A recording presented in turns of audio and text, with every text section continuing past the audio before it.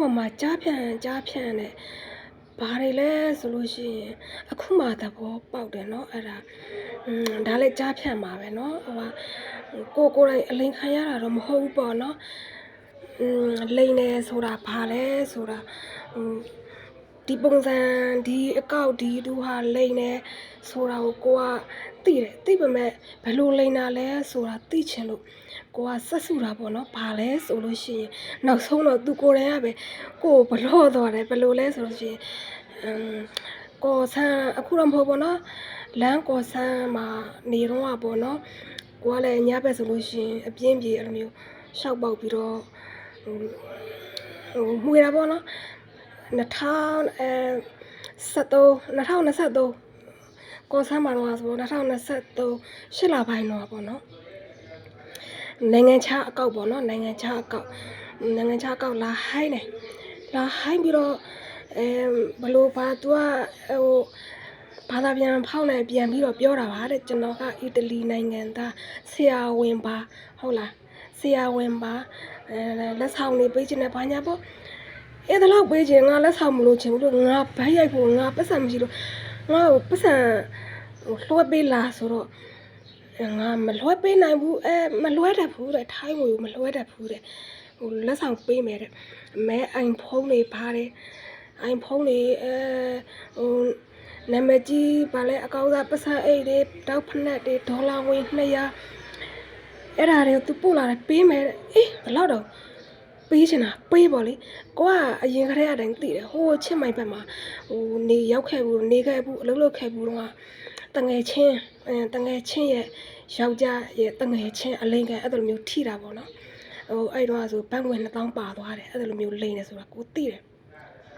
အဲ့ဒါတော့ပေးချင်တာဆိုပေးဆိုပြီးတော့လိပ်စာပေးလိုက်တယ်ထိုင်းမှာနေတဲ့လိပ်စာပေးလိုက်တယ်အေးတဲ့ကယ်ရီကလည်းပေးရမယ်လမ်းစေးခါလည်းပေးရမယ်အေးငါအဲ့မဲစတိုးဆိုင်မှာစတိုးဆိုင်ရဲ့လိပ်စာလည်းပေးလိုက်တယ်အဲ့စတိုးဆိုင်မှာလို့ပစ္စည်းရောက်ငွေချေငါ900ပေးခဲ့တယ်လို့ဘတ်900ဆိုအေးဟုတ်ပြီတဲ့ဆိုတာနဲ့ပေးလိုက်တယ်ဖုန်းခေါ်တယ်နော်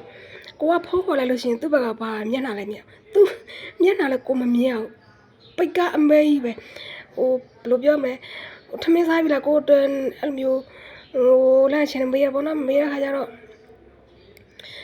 ရေတောက်ပေးလားကိုဝါတာကက်အဲ့လိုမျိုးပေါ့နည်းနည်းပေါ့ကိုပြောရတာပေါ့သူ့ဘက်ခါကျတော့လောကမျက်နှာမမြင်အောင်ကမဝါပြုတ်တယ်လို့ပဲအဲ့လိပ်စာတွေပြောက်တန်းပြီးတော့ပြောသွားတာသိလားအဲ့ဒါကအဲ့နဲ့သူပို့လိုက်တာပေါ့နော်အမဲသူများရေးလိုက်ဒီလိုပဲအလေတွေ့ရတယ်ပေါ့နော်ဘယ်လိုလဲဆိုတော့အမဲဓာတ်ပုံတွေရိုက်တယ်လင်းဝင်းရောက်ပြီးအိုင်ဖုန်းဒေါ်လာငွေ200ဟုတ်လားတောက်ဖက်ပတ်စံအင်ကြီးအဲ့ဒါတွေဓာတ်ပုံရိုက်ပို့တယ်လင်းဝင်းရောက်ပြီးဒါနဲ့ပဲပို့တော့ပဲရောက်သွားတယ်မှမြန်မာပြည်လေစိတ်ကိုရောက်သွားတယ်မြန်မာပြည်ကလူတွေနဲ့ပေါင်းစားတာသိလားမြန်မာပြည်အကုတ်နဲ့ကျမစီကိုဖုန်းခေါ်လာတယ်မြန်မာပြည်အပေါက်မြန်မာပြည်ဗာလဲအကုတ်နဲ့ပေါ့နော်အပေါက်လက္ခဏာနဲ့ရှေ့ရတယ်ဖုန်းခေါ်လာတယ်ကိုလည်းအဲ့တော့ကျတော့အမျိုးစခွေရှော့တွေပါတယ်ဖုန်းတွေပါတယ်အတန်တွေပါတယ်ဖုန်းမကျွမ်းတဲ့အခါကျတော့မကူးထက်ဘူး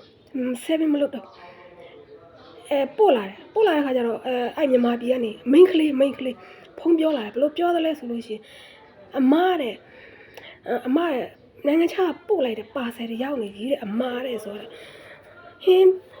ငါပေးလိုက်တာလိပ်စာထိုင်းလေငါနေတာထိုင်းလေငါပို့လိုက်တာထိုင်းမှာလေလိပ်စာထိုင်းလိပ်စာပို့လိုက်တာလေဘာလို့မြန်မာပြည်ရောက်လဲဆိုတော့တဲ့ထိုင်းလိပ်စာကတဲ့သူကမပို့တယ်လို့မြန်မာပြည်ပို့လိုက်တာပါတဲ့အဲ့ဒါမြန်မာပြည်ကဖုန်းနံပါတ်ဆက်သွယ်ရမယ်ဖုန်းနံပါတ်ပေးပါမြန်မာပြည်ကလိပ်စာပေးပါတယ်ကိုကပေးစရာလားနော်အဲ့ဒါနဲ့ကိုကနေရန်နံပါတ်နဲ့ဖြီးချတာပါနော်ဟုတ်ကဲ့အဲ့မှာကျမဦးလေးပဲမြောက်ကလာမှာကျမဦးလေးဒူရဲအုပ်ရှိတယ်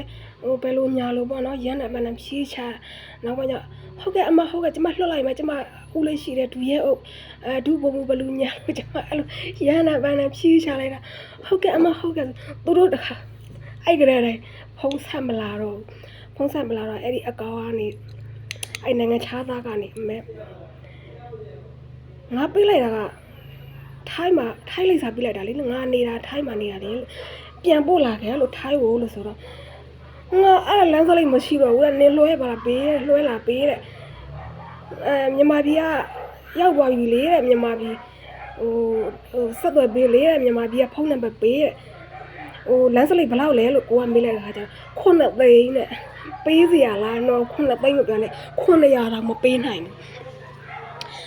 အဲ့ဒါနဲ့နောက်ပိုင်းကျတော့နင်ငါတဲ့ငါ့ဟိုတဲ့ပတ်စံတွေကိုအောင်လောက်တယ်တဲ့အကုန်ကြတွေကိုအောင်ပြုတ်လောက်တယ်တဲ့ငါတဲ့ပတ်စံတွေမတားကြီးကုန်တယ်နင်ငါစီကဘာလို့ချင်တာလဲတဲ့သူကိုယ်တိုင်ပဲကျမကိုဘလော့သွားတယ်ရှင်နော်တချို့လူတွေတော်တော်များများဒီထိုင်းနိုင်ငံမှာထိုင်းအမျိုးသမီးတွေတော့အလိန်ခံထိတဲ့အဲ့ဒီကျွန်တော်ဟာပြင်သစ်နိုင်ငံသားပါဆိုတဲ့အခုလက်ကောက်တွေအများကြီးပဲလာအပ်ထားတယ်နော်သူတို့ရဲ့အုတ်ထီချက်ကပို့ပြီးတော့သူတို့ကပို့ပြီးတော့အခွာပြတာပြစ်မှတ်ထားတာကပါလဲဆိုတော့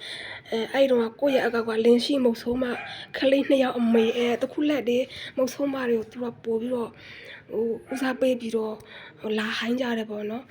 ကိုယ့်ရဲ့အတွေ့အကြုံကျမရဲ့အတွေ့အကြုံလေးကိုပြောပြတာပါနော်